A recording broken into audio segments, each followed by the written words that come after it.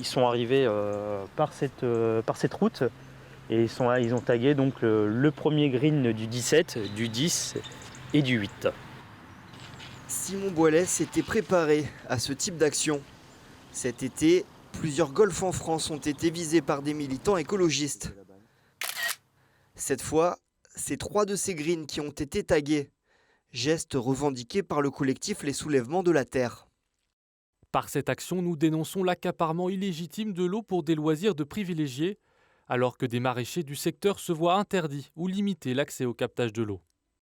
Le directeur du golfe des 24 heures comprend, mais regrette que ces efforts n'aient pas été pris en compte.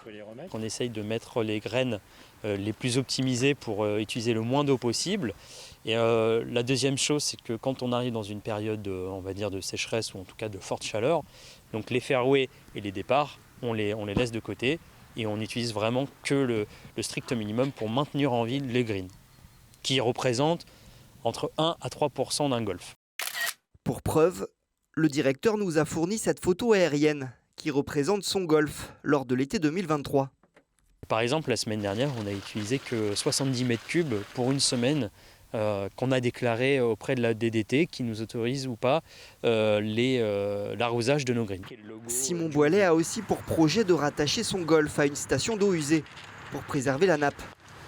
Quant au groupe Les Soulèvements de la Terre, il a lancé un appel à la multiplication des actions.